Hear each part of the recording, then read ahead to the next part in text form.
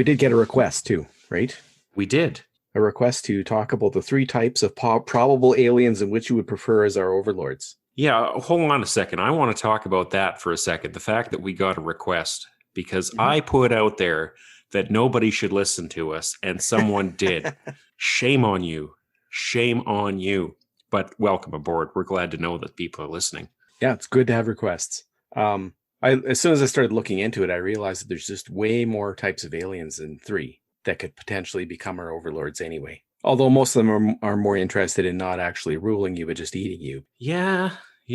I've seen my fair share. It's usually the eating you thing or the subjugating you thing. That's the other one. That's the scary one to me. Okay, well, why don't we just hit this list that I drew up here? Well, I love it. We're going to talk about. So some of these I haven't seen, Tim. No. Okay. So you're going to have to school me on this. Well, have you seen the beautiful naked alien vampire? No. You never saw Lifeforce? No. This is one I've not seen. You have to watch Lifeforce. It's not even optional, I don't think. The heroes or the astronauts, they're in outer space. They see a ship floating around. They enter it.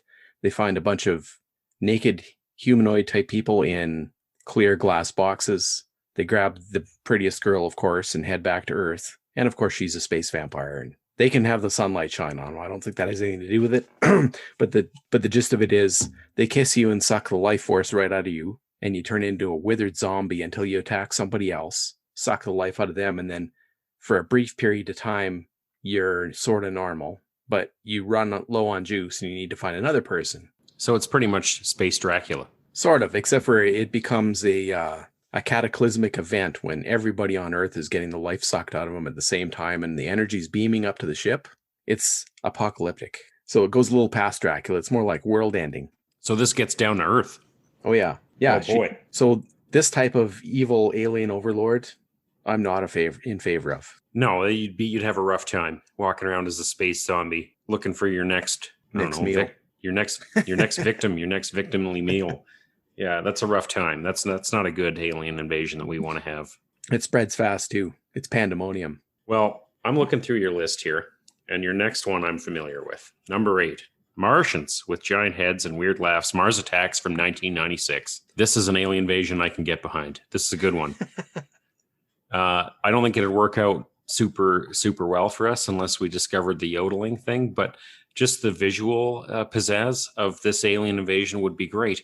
Skull aliens with giant brains, and the only thing they can say is ack, ack, ack, ack, ack. It'd be at first it wouldn't seem that scary till they started blasting the arms off of people. I should watch that movie again because I can't really remember their end game. If it was just to kill everybody, kind of seemed like it, right? Yeah, I can't really remember that. I know it started off as a big misunderstanding. Like there was some sort of like I can't remember if it was like someone went in for a handshake and they freaked out and just started zapping everyone, or if they even had an end game, or if they were just, or if it was just all kind of Looney Tunes. I think it was kind of Looney Tunes, but I kind of got the feeling the entire time that these aliens were here because they thought we were suckers. Oh, and yeah. Being nice was, just being a stupid Earth loser. Coming in for a handshake, are you? Well, I'll just laser beam off your arm. Like they just seemed like cruel individuals. I gotta give it another watch. It was on a while ago, and I always catch like a little bit. Like the yodely part, or I catch the Jack Nicholson and he's all dressed up in the cowboy gear in Las Vegas part. Oh yeah, and I always come in part way through, so I'd have to give it another watch all the way through. But I don't know, little depending on what their end game was, man, might not be so bad. Little brain people. I don't know, because they like to grab hot females and chop their heads off and put their chihuahua's head on instead. That's a little creepy. Yeah, that's pretty weird. You don't want to wind up with the chihuahua head. I got enough thinking problems. I don't need a chihuahua thinking for me. I believe that they took her head and put it on the chihuahua's body as well, which of course that body could barely lift that head, right? So that's going to give you a bad back. That'd be a rough time. Hey, did you see the one with the insect aliens that had butt cannons? Twice in the Starship theater. Troopers? Twice in the theater. I've seen this movie.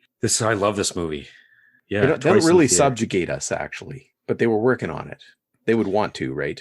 Their brain aliens would have been all over us. Yeah, they're scary. These ones are scary aliens. You don't want anything to do with these guys. They're just like merciless eviscerators of anything human. This is these guys are so scary. Doogie Howser had to wear a Nazi suit in order to beat him. That's right. The propaganda too, to keep the people fighting. Propaganda. You know what? This worked on my young brain when I saw this movie, because I remember seeing this with a friend of mine, and we were both like, man, that movie's so good. We need to join the army. We never did. It felt compelling. It did. It really did. Like, it really worked its magic on there. And, and then we went and had a beer later, and the mystique wore off, and we were like, maybe that's not the life for us. Not saying that it's not the life for some people. It's a good life, can be, but it wasn't for me. But I don't think it would have been as exciting as Starship Troopers anyway. There's no robot hands and friggin' pulse rifles and starships. No, you wouldn't be able to go, flying around the universe and fighting giant bug aliens. If you joined the Canadian Army, you were in there, weren't you? Yep. You might do exciting things like fill sandbags to stop floods in Saskatchewan or Manitoba. Or you might do some volunteering as security at, some winter games or something like that. A lot less exciting than fighting bugs. No bugs. The Canadian Army does fight overseas, but I was never involved with that. So, and even there, I'm pretty sure that there's no giant beetles. No. To fight. There's some good sized or beetles, robot arms. No giant beetles. Yeah, no robot arms either. Now, this movie came on a while ago in my house. And I've got a couple of teenage kids, and there was the scene where they were all in the lab dissecting the bugs, and everyone erupted into pandemonium. They were so affected by that scene. They demanded I turned it off. There was crying. Really? Oh, yeah. Yeah. So it was what was that? What year was that? 1997? The effects have stood the test of time. Yeah, I was thinking about that because I didn't watch the whole movie, but I noticed it. And I streamed, just a little bit of it a few days ago. And yeah, it's still holding up. It's worth a watch. Well, however, the next one we're going to talk about, the special effects did not hold up, but it's still got to be on the list for some reasons. Because this one is more likely than some of the other ones. The Reptilian aliens wearing human suits. Which was on TV in 1983. I know my list is mostly movies, but this TV show, it spawned a lot of these movies. Yeah, this is an early cut, man. And I remember when this show was on TV. I was very, very young when it was on TV. And there are still threads of this. So you talk about them when you write in your article. There are threads of conspiracy theories that pick up on the reptile people, David Icke and such like that. If you're inclined to go read about that stuff, pretty out there stuff. But, before there was David Icke, there was V. And I remember this would come on TV. And I was like maybe 5 years old. And there was a scene where the leader lady, she ate rat and her jaw came unhinged so she could fit the whole rat in her mouth. Mm-hmm. And my mother was just like, none of this shit. Stopping this. It's over.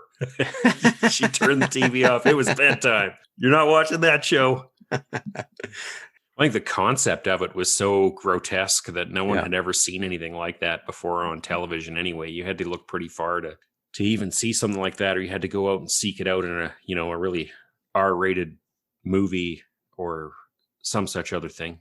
But yeah, it was great. There's threads of this too. Like this show had, I remember seeing District 9 when it came out in the theater, and just the concept of that giant mothership hovering over the whole city, and the aliens were, the aliens were pretty hard done by in that thing. They weren't overrunning anybody, but I think the giant mothership is okay. Use it a couple times. Okay, now stop using it.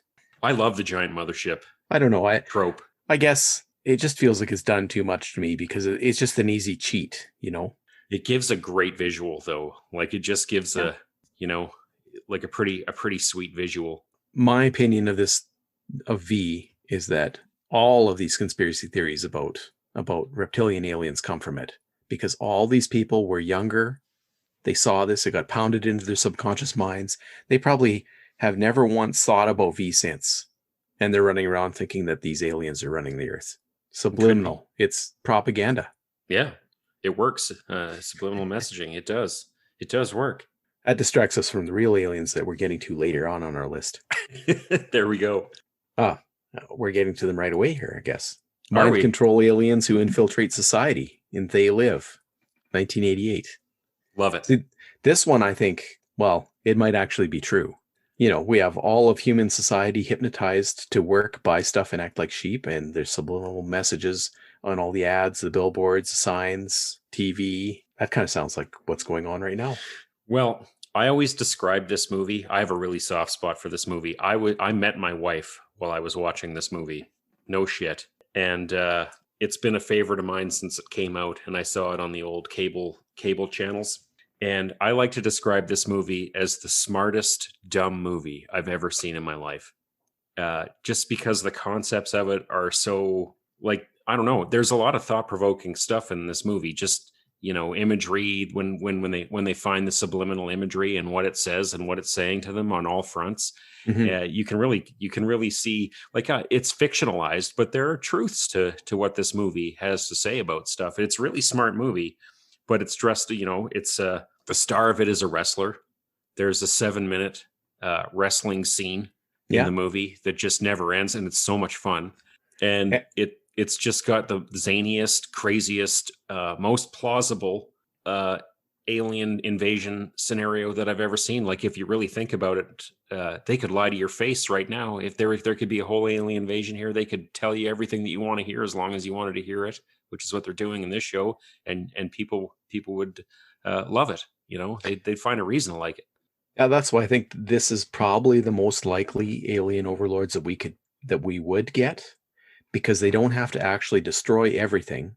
They just electronically control your minds and then blend in with you and convince you to do all the dirty work. That's the most likely way to get subjugated. It works so well that they've done it this long and we've never caught on. We maybe made a couple movies about it, but well, this could be this movie could be part of the whole thing. That's right. It's what's the word? It's a red herring. Yeah. The truth is right in front of you, man. It's all in They Live, and but that fight scene. So if you think about that fight scene in the back alley where they wrestle and hurt each other for, like you said, 7 minutes straight, all over whether or not to wear a pair of sunglasses. That's right. Just put the glasses Classic. on, man. Yeah. Put on the fucking glasses.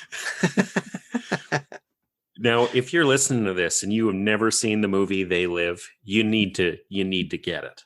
You need to find it. You need to give it a watch.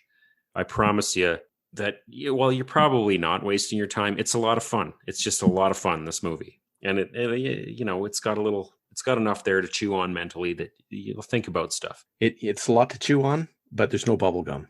It's a lot. It's all out of bubblegum, this movie. This movie's all out of bubblegum. You'd have to see the movie to know what we're talking about. Well, this is actually the last movie I bought on Blu-ray.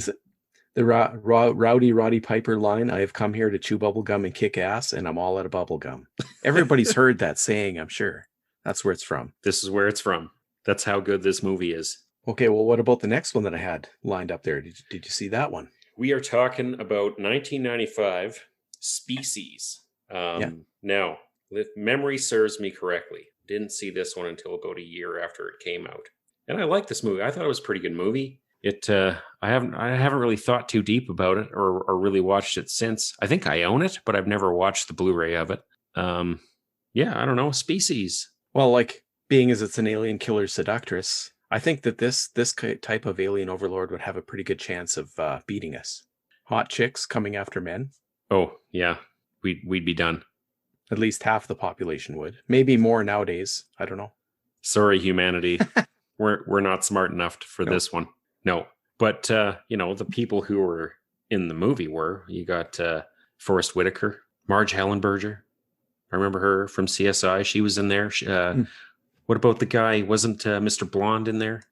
We had Natasha Henstridge. Yep. And then also Michelle Williams as the young version of the alien, right? Oh, really? Yeah. That's crazy. I never realized that.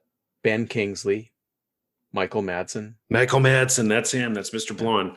Alfred Molina, Forrest Whitaker, yeah. Marg Helgenberger, Whip Hubley, Anthony Guidera, and Matthew Ashford. It's a pretty killer cast.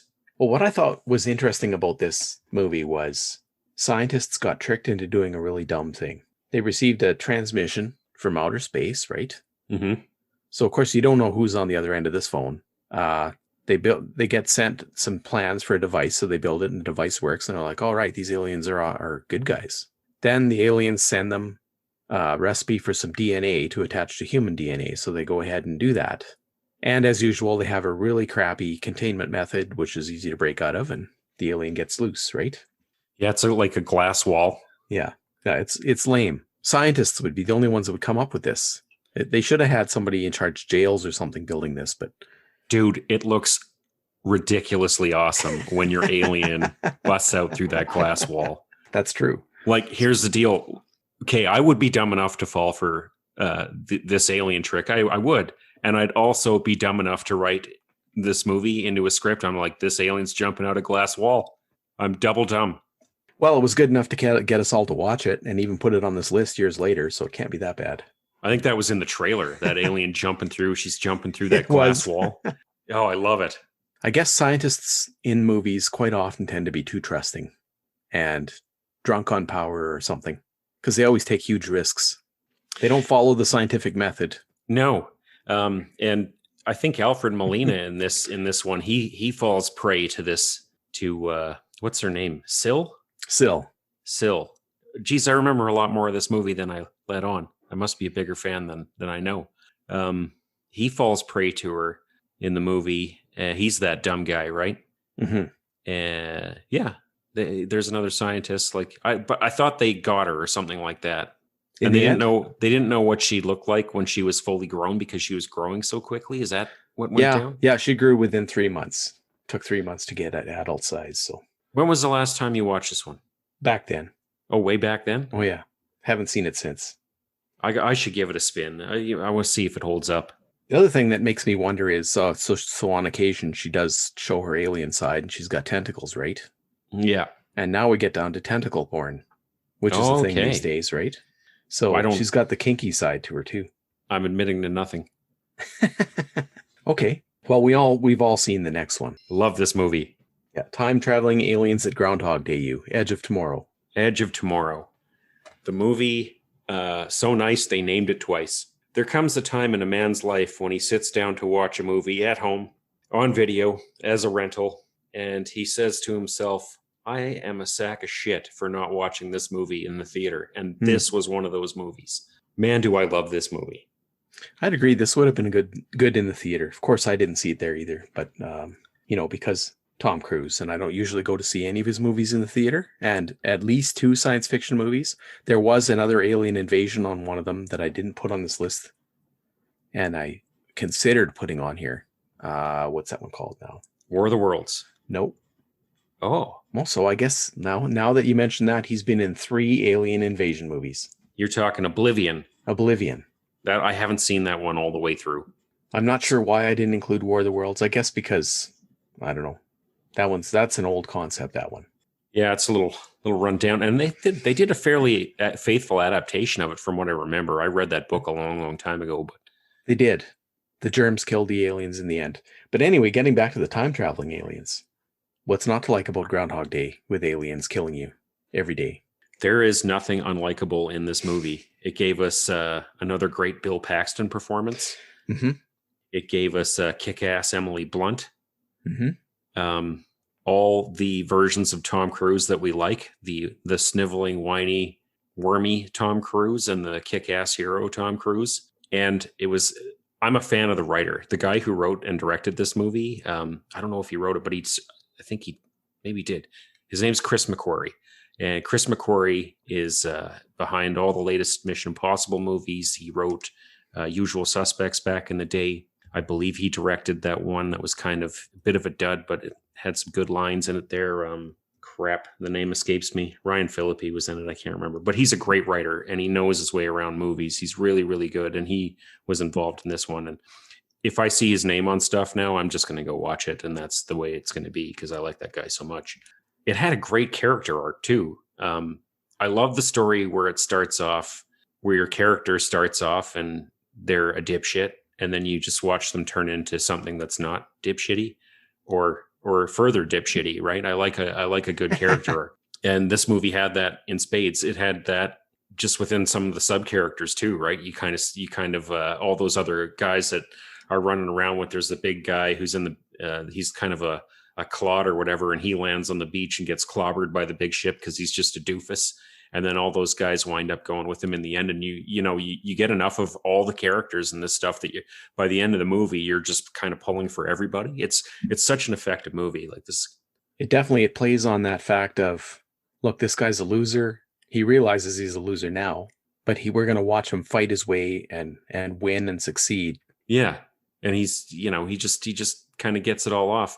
Now, this alien invasion in this movie, this is some serious shit. Like this is like we lucked out winning this one. Yeah, the only way we could have possibly, won is through some sort of time travel / Groundhog Day event. Yeah, this one's like terrifying. We would not win this one. And those aliens are scary as shit, dude. Like those things are nightmare fuel. Yeah, the special effects in this one they're outstanding. Way too believable. Oh yeah, like I don't know, I was terrified. I wouldn't say terrified, but I was convinced that there was like a serious threat. I was scared. Who are we shitting? It was scary. And I'd have to say the armor, the weapons, all that stuff looked pretty realistic too, right? Yeah, I mean, and this is something that's rooted in current technology, things that they're exploring, like exoskeletons and things to help people lift and do things faster and stronger, be stronger, all that stuff. So it wasn't that far removed from something that you might see right now, which kind of makes it a little bit more plausible, I think. And just enough of visual pizzazz to make you want to watch it more too. Like, who really wouldn't want a machine gun mounted to their arm? It'd be fun. Yeah, that'd be cool. Yeah, it'd be fun. It would also be handy to know how to activate it. It would. Which came up there, right, where he couldn't. Yeah, I think he was like one on his third or fourth life before he figured it all out. Yeah, but by life 3000, he just walks up and kills everything. That one, I believe they're also making some sort of a sequel. Yeah, as far as I know, they are. They changed the name of the movie too. Midway through its theatrical run, they started calling it Live, Die, Repeat. Well, I don't even know that they actually changed the name. It was really weird. Do you remember this? Yeah, well, it's based on a Japanese novella called All You Need Is Kill. Yeah. Then I thought they called it Live, Die, Repeat first, and then they changed it to Edge of Tomorrow. No, I think it was the other. They had Edge of Tomorrow, and then it wasn't doing so hot in the theater, and then they kind of like just put the concept. They still had the title. They even did other posters up for it where they had the Edge of Tomorrow in like really tiny letters way down at the bottom, and then like big. Oh, I just hit my mic. Big Live, Die, Repeat. I'm really animated right now. Live, Die, Repeat on big letters.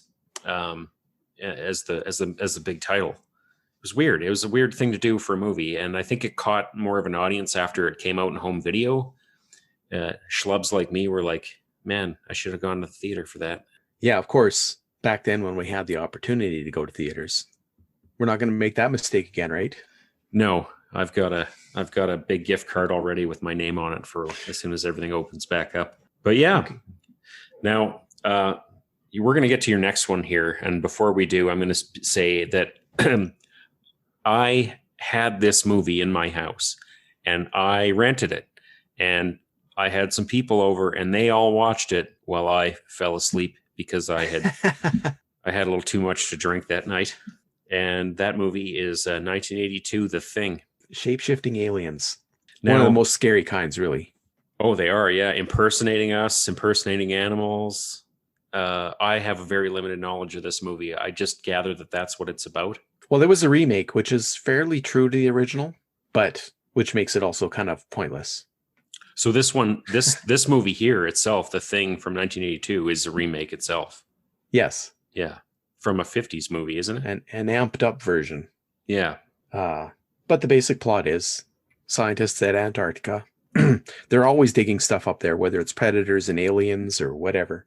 But anyways, in this particular case, they unearth or unice an ancient alien ship, which then, of course, thaws out and is ready to go because it's an alien.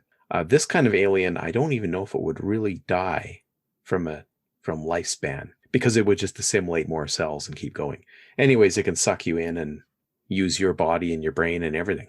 Gross. It's like the Blob, except for worse. Okay, so yeah, I want nothing to do with this alien. This is we can go back to the species alien any day. Right. This one probably, if If it was here, we wouldn't be talking about it because it would have assimilated everything everywhere. The only actual way that it could possibly be here and not have assimilated everything is if it did land in Antarctica or potentially Greenland, which means it could be thawing out any time now. Just another reason to reverse global warming, right? That's right. Yeah. So, is there a reason that it landed in Antarctica? I think that was just chance. It just happened to crash there. So we got lucky again in this movie. Yeah.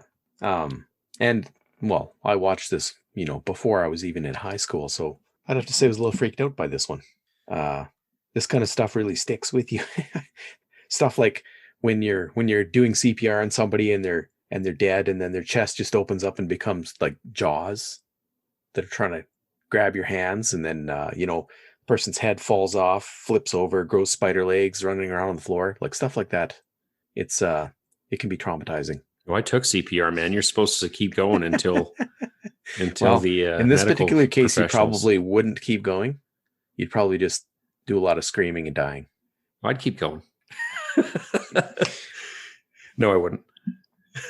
No, this one's on my list for sure. So we're not making it out of this one. You're saying, like, unless they land in some remote place. Fortunately, the next one though, we won't have to worry about this unless we also believe in Norse gods.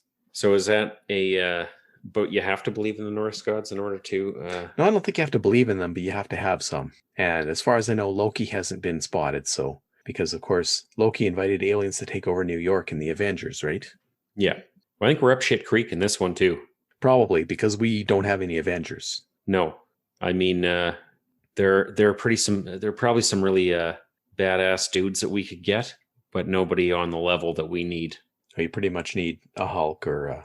We definitely would need a Hulk for this one. Although I think that in the end, Black Widow was the one that figured out how to shut down the wormhole. Oh, with the... And everybody else was just window dressing for that.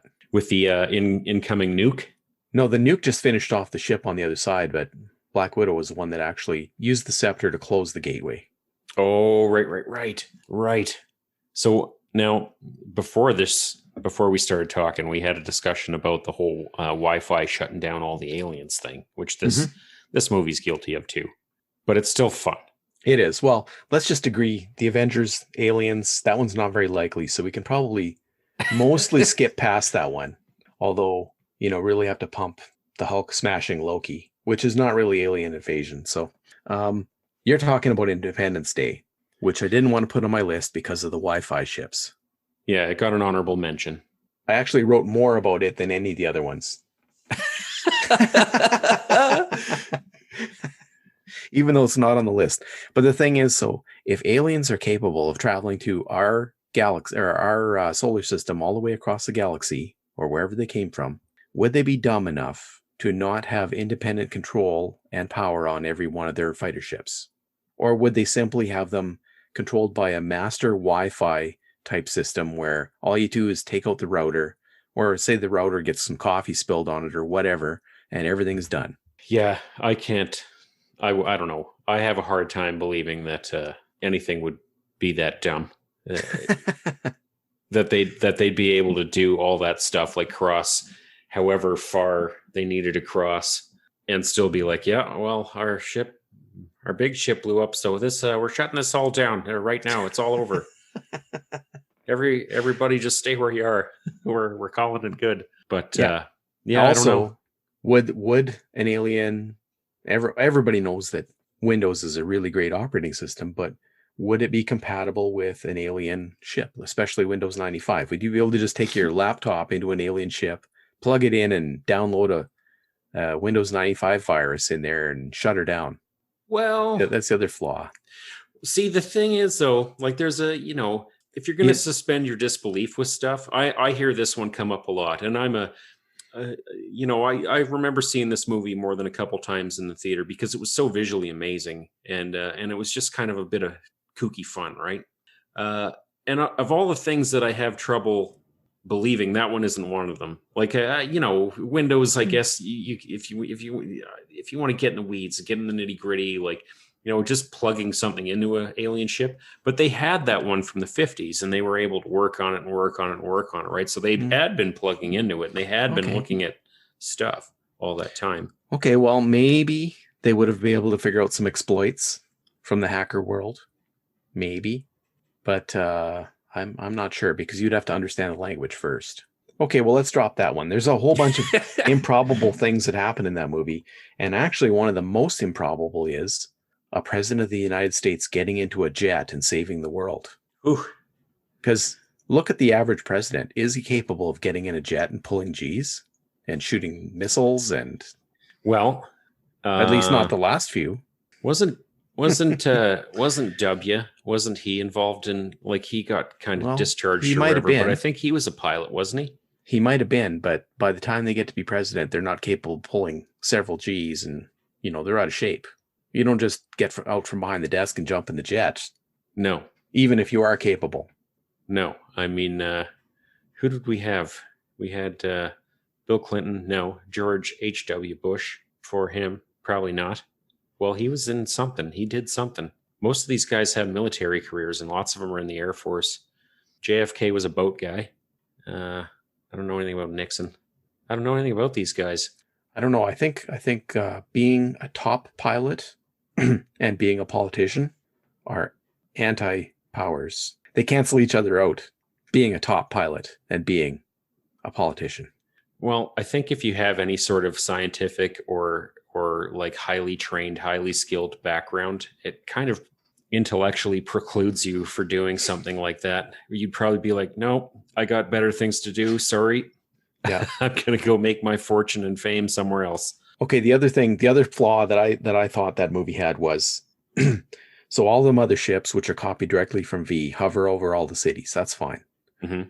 And then none of these ships can communicate properly, right? There's no way that these ships have any way of communicating, because they're only dumb aliens. So how are they going to communicate when it's time to actually kill all of us so they can do it simultaneously? It took them millennia to figure it out that they needed to send a coded signal, around the Earth with a timer built into it that humans would never be able to figure out, which of course we did in like 15 minutes. Is that how they figured out that they were going to blow us all up? Yeah. It was all on a timer? Jeff Goldblummer. Oh my God. He figured out that that there was a frequency in the broadcast that was a timer. And he's like, well, obviously, what is this counting down to? It means they're going to kill us, right?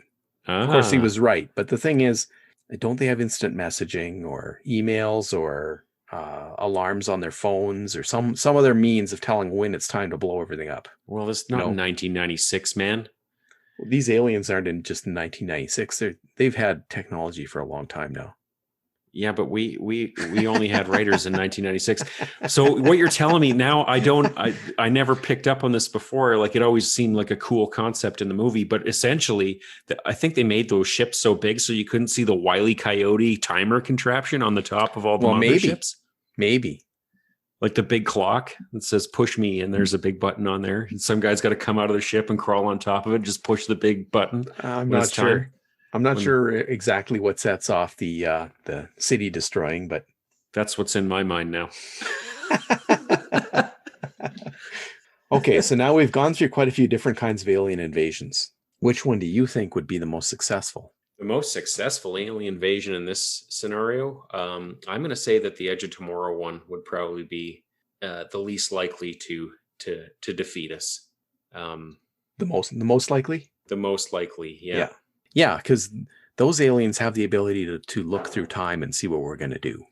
Yeah, and that's I don't know, unless we get some of their blood in our face or whatever, then we're... Yeah, unless you get a time-traveling blood infusion. Of those one special ones that there are only like 3 of. Yeah, you're done. It's not going to happen for you. Yeah, that one's a scary one. And they burrow in the ground. They come up wherever. Mm-hmm. Dude, it's just a whole bag of no fun for that one. Okay, well, right after that one, though, the alien that shapeshifts. The thing. There's lots of versions of the shapeshifting alien. There are, yeah. Any one of them would take us out because we wouldn't know it was there. It would look like one of us or a cow or a tree or whatever. That'd be rough. You're just walking around, field of cows, just tentacle through the heart. Ouch. Yeah, and then it would probably scavenge parts off your body and use those for the next iteration. Ugh, gross. The only thing about that one is they're not really subjugating you. Like, to subjugate means you need to be made into a slave, right?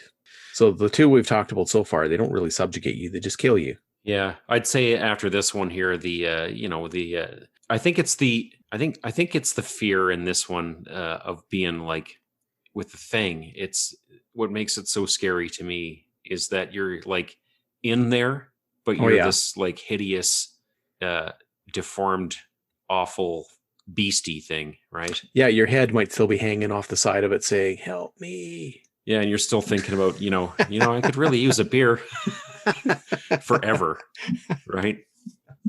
That's what you get to do for the rest of your existence, which is forever now. Yeah, the shape-shifting aliens in that particular one, they did seem to still have their personality. Yuck. They just weren't in control of it anymore. So that's bad. Well, this one's like, it might not be the most likely to succeed, but it's definitely the scariest. Mm-hmm. Yuck. So what do you think is after this? Are we going to hit them all, or just the ones we think are most likely to work out? We'll just do the top three. So we'll the top three. Well, I would say that we definitely got to go straight for mind-controlling aliens. That's the one that I think would actually, and probably did already, subjugate us. The they live scenario. Know. Yeah. We wouldn't know if they did. Man. Well, I'll tell you, John Carpenter has got a real handle on how the alien invasion will work. He's got two out of our top three. That's true. Yeah, I'd say this one's got the highest likelihood of working too, using all of our worst attributes to play to the cheap seats and get everyone on board with all that stuff, right? Well, and in that one, wasn't there a large section of rich society that were in on it? Sure was. Knew there was aliens, and they were even going to other planets and shit. And they were just like, "Oh yeah, let's increase global warming." Yeah, they got caviar, they got good champagne, and a teleportation device that'll take them off to Trafalgar 9. Yeah, disguised as a fancy watch. Away you go. Yeah, that one's Okay, so now speaking of John Carpenter, so let's go sideways here. I can't remember what the movie was called about the devil. They found a cask in the desert. The devil's son was in it or something. Were you talking Prince of Darkness with Alice Prince of Cooper? Darkness? Yeah, that's the one. Okay, so that one really sticks in my head. And John Carpenter's good at making stuff that sticks. Whether it's dumb or not, it sticks. I watched this one. I watched this one. I rented it like 20 years ago, and I watched it, and I don't remember. I just remember Alice Cooper's like some sort of zombie guy, almost like zombie priesty guy or something like that. I can't remember. It was weird. It was kind of scary too. Like there was some nuts shit at the end of that where it was like really bleak and hopeless. You said it was called Son of Darkness? Prince of Darkness. Prince of Darkness, yeah. Prince of Darkness. Well, one of the things I remember from that movie was how somebody from the future was sending messages back to warn them using a broadcast that would enter your sleep and make you have a dream. So this person would have a dream, and there would be like a TV broadcast in the dream. Like he would just be dreaming just the broadcast, nothing else. And it would be saying, if you're getting this message, this is a warning or something like that, right? So that was the way that was done was kind of freaky. Here we go. The survivors find themselves sharing a recurring dream, which is apparently a tachyon transmission sent as a warning from the future year 1999, otherwise known as 1999, showing a shadowy figure emerging from the front of a church. And the narration says that they're witnessing an actual broadcast from the future and must prevent this possible outcome. I just remember that being some like unsettling shit in that movie. Like, it was unsettling. So what I'm getting out of this, John Carpenter should not be allowed to be making any more alien invasion movies. Stop envisioning the end of the world, John Carpenter. It's going to happen, and it's going to be bad. You're giving them all ideas. Well, should we move on to the main event? We're really going this one. We're really hitting it hard tonight. What's the main event you got in mind? WandaVision. Okay, well, I'm always ready for that one. You want to blab about WandaVision? Sure. We're going to spoil it? Well, we've spoiled everything else so far tonight. Spoiler alert. Including the Prince of Darkness. It's from 1987. Listen, I don't feel bad about spoiling movies that are multiple decades old. I think if you're interested, if you're that interested, you would have watched it by now. We could do another whole other show about the spoiler thing. So we're going to spoil WandaVision now. Sure. You all right with that? I'm totally fine with it now because I've seen it. All right, kids. Spoilers from here on out. So I wasn't into the show for the first 3 episodes, and now that they are explaining things, I'm a little bit more pulled in, and I'm liking it. I'm liking it. And this episode here, we got a little bit more. We got the 80s vibe, the Growing Pains-esque kind of show. Family Ties. Is it Family Ties? Family Ties, Full House, Growing Pains. Yeah, I got a little vibe of all those 3, I guess. Yeah, they needed an Uncle Jesse, though. You know, they needed an Uncle Jesse in that. But they did have vibes of all those. They did a good job of capturing the 80s sitcom vibe, I thought. And I'm getting some pretty good stuff from the story, and I'm on board. I'm liking it. There's a couple things. So I guess right off the hop, are we going to talk about the end? Okay. How surprised were you out of 6? Well, a little bit surprised. Out of 6, 3. You were 3 out of 6 because I knew there could be a potential X-Men tie-in of some sort. Okay. But what really threw me about the ending, where Pietro Maximoff walks in, and of course he's the X-Men version. Yep. Wanda was really surprised that he showed up, as you may have noticed, right? She was like, what the? 'Cause she didn't recognize him. And then she made it fit. She had to readjust her mind to make it fit. Now, what that tells me is Pietro is in on this. It would seem that way. Which means he may not actually be who he looks like he is, which would be sad because I hope it's him. Dude, we did get an Uncle Jesse. Son of a bitch, I'm an idiot. We did get an Uncle Jesse. You're right. Oh, I'm such a doorknob.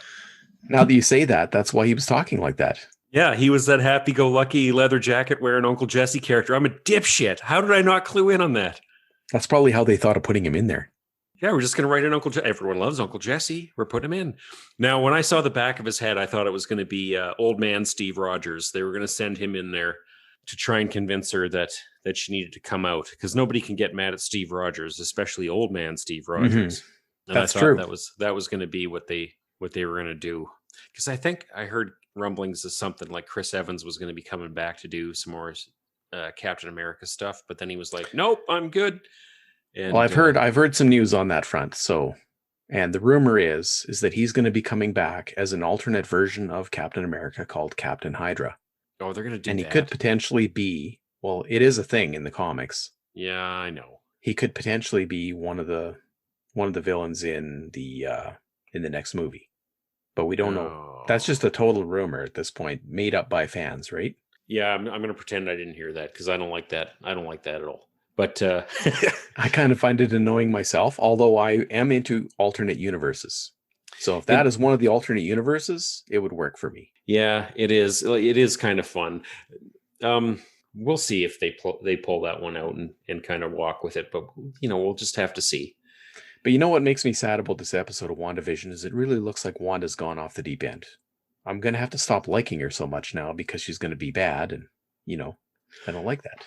Well, I think there's kind of a precedence for that. If they're following the comic booky kind of stuff, there's a precedence for her kind of, flopping from one side to the other or just, it seems kind of realistic to me. I mean, she lost her brother. She lost her fella. Her robot guy. Then she found out the sword was disassembling him to do who knows what with his body parts. Yep. And, everyone's got their breaking point, right? At what point is she really that bad of a character if she's just, in there subjugating a few thousand people? Well, that part, I don't think she's fully aware of that, right? Because in this episode here, you're getting more a Vision kind of coming to the fact that there's something that he doesn't know. And he finds out that there are people running around out there that when their heads are clear and they're allowed to be who they really are, they're like in a lot of pain and really messed up, right? But it doesn't seem like she realizes that. Everyone's just part of her fantasy, right? Except for Agnes. Agnes is also aware that it's just a TV show. Well, I think they might all be aware that there's a TV show, and when the characters aren't around, they can kind of blab back and forth. Maybe it seems like they have a little bit of autonomy when no one's looking, right? So when There was a moment there, though, in this last episode where Agnes was like, do you want to take that from the top? Should we start the scene again? Yeah, that was kind of weird. So she is a little more in on it somehow. She must be. I'm okay with that. I love Catherine Hahn. She's great. If she's in on it, I'm good with that. I'm really watching it. I don't know. She's great. I just love everything she's in. There's a couple things. There's a couple sticking points I have here, and it's not with the show as much as it is with the Marvel universe in general. Now, way back in the day, I used to read lots of comic books, and some of them were, even though I consider myself more of a DC dude, I love Marvel too. And at the time, I was reading a handful of books. Amazing Spider-Man, I really liked, and X-Men, I read quite a bit of, and I also read a lot of Hulk. And I liked all the Marvel characters. I liked all those ones, but those ones were the books that I read. So when I was buying Spider-Man books, there was I think it was J. Michael Straczynski and John Romita Jr. were doing Amazing Spider-Man. And there was a run in there where Peter Parker, he had to fight this guy. There was this guy called Morlun. Did you ever read these ones? I don't think so.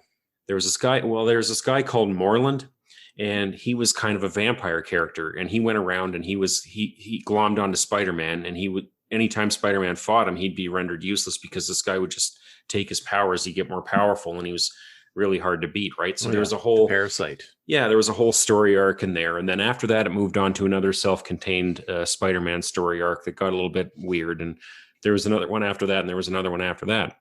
And when I stopped reading all these comic books is the point where they had these massive crossover events where if you missed I didn't want to buy Thor, for example, right? I didn't want to buy Captain America. I didn't want to buy any of those other ones. I just was into it for the Spider-Man story. And, I'm on a budget here, dude. Like, I don't want to spend $100 a month to read all the comic books in this one story.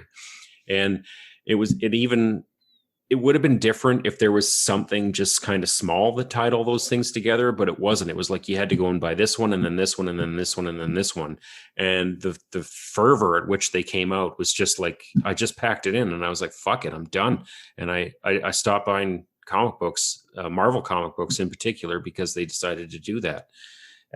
So I'm having a feeling here that with the show, it's good and everything, and it's watchable. But sometimes I feel like I'm in the waiting room for the next big Marvel thing. Mm-hmm. And I just really wish they'd push themselves away from the big. We already know that it's a big shared universe and they've got that all going for it. So you never know who could come in and who could come out. But it just seems like this is really just a setup for the next cool thing. And that's more the feeling I get. I could be wrong, and I hope I am, because I like the show. But that's I'm hoping they're not doing that. I'm hoping they're not stringing me along to watch like every single thing, because I just don't want to. Sometimes I just don't want to do it.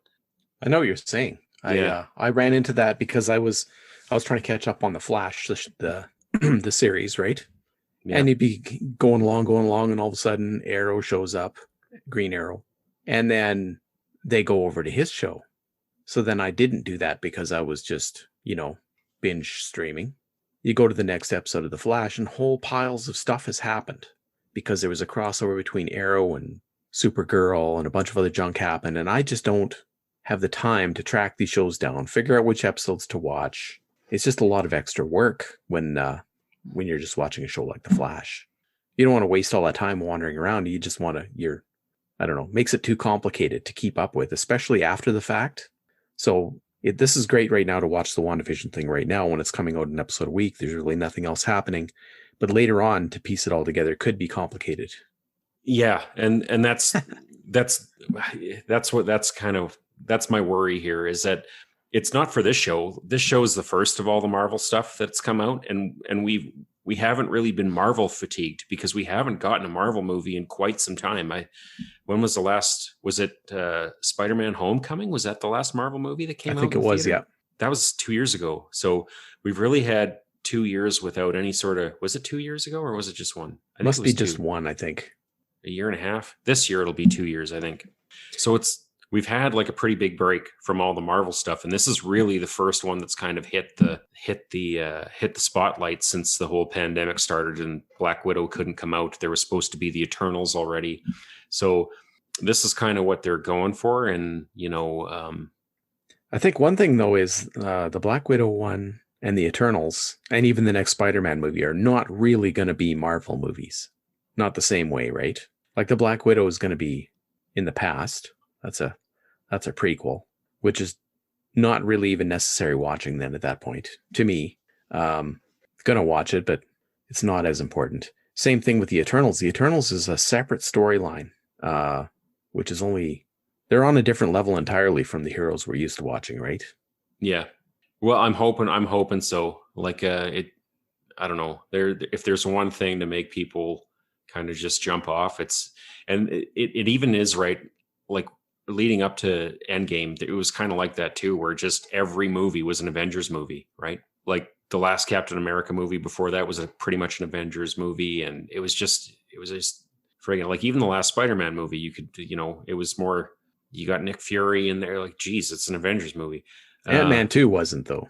No, not so much. No, it was not until we got to the credits scene. No, and there's a reason that those two movies are some of my favorites in the whole Marvel cinematic universe.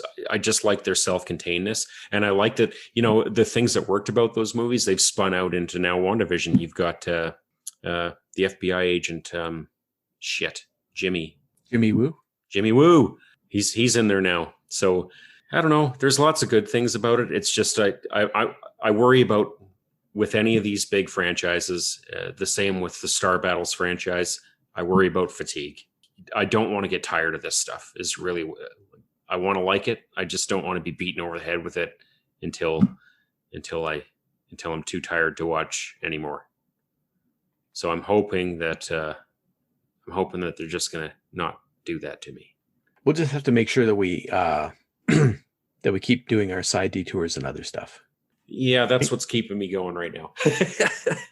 But yeah, I don't know. I'm loving it, and I think so. The big reveal here.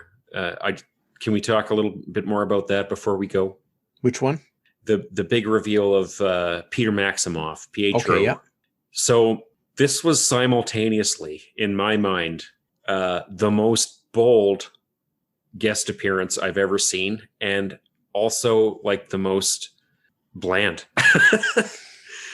Like my mind was completely blown by this because, like I said, I saw the white hair and I thought, there's Captain America. And then they showed who it was. I'm like, holy shit, dude, that's the X-Men universe Quicksilver. And unless you like, he's not, the guy who plays him isn't like he's not, Leonardo DiCaprio or anything like that. He's not some massive star. No. But that character, if you were a fan of the X-Men movies, and I certainly was, and you were a fan of what was the one last good one there, Days of Future Past, where he had that incredible time in a bottle scene.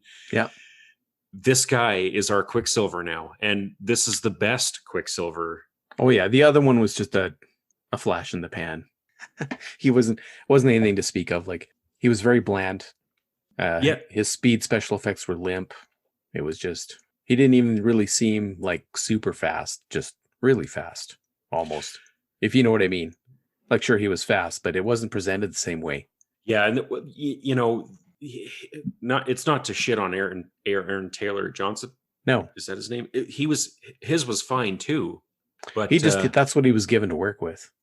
He had hardly any lines. And he got killed off, parts. And he was just kind of, just kind of they threw him to the wolves, and they didn't really do anything fun with him. But in the X-Men movies, they did something really fun with this character, and they kind of made him like, man, I saw that in the theater with my whole family. Everybody was laughing. We all thought that was a great time. And then they did it again in the next movie, another variation of it. So he's a fun guy to have around, and it shows you, like, even with an upcoming Flash movie or something, how much fun you can have with one of these speed characters or whatever. Like, this was just a hoot, this guy. So there's a couple things that I really liked about it. One is that they pulled the thing that worked out of an existing property, mm-hmm. And they put it in there, knowing like, hey, this is going to be fun, guys. Watch this.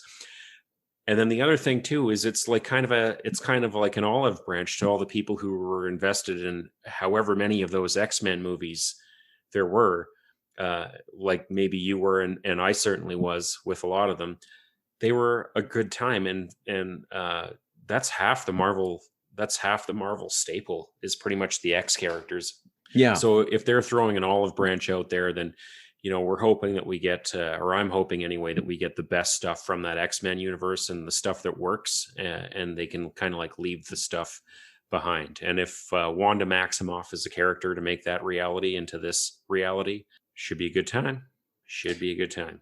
Yeah, because there was some major things wrong with those X-Men movies right off the get-go. Oh yeah, yeah. This gives us a chance to maybe see, and I hate things being redone over and over and over again, but sometimes you gotta revisit something that was done terribly. Well, I keep saying to anyone who will listen that if they fuck up Jean Grey one more time, like this is twice now that they've fucked this up. Yeah, and that why even bother? Yeah, I'm just hoping it's like there's a whole bunch of things now with the comic book movies that we just get shit kicked with. Uncle Ben gets killed, Batman's parents get killed, and the Jean Grey story. Like, I don't want to see Batman's parents get killed anymore. I think everyone knows that. Uncle Ben, they just skipped that whole thing and nobody gives a shit anymore. And if we have to do Jean Grey again, God almighty, let's not do the Dark Phoenix story. Let's just not do that. Or if we do it, take it off Earth where it belongs. Yeah, go intergalactic. They tried to do that with the last one. Like, they tried to do it, but they still like fudged the whole thing. I don't know. I just don't think that there was... We could get into the weeds on that one, and there's a whole bunch. It's over. It's done. I'm not going to get mad about that anymore. But, well, before she was done, she actually ate a star. That did not happen in that movie. No, she's a terrifying character. She didn't go to a different solar system, so they did it wrong.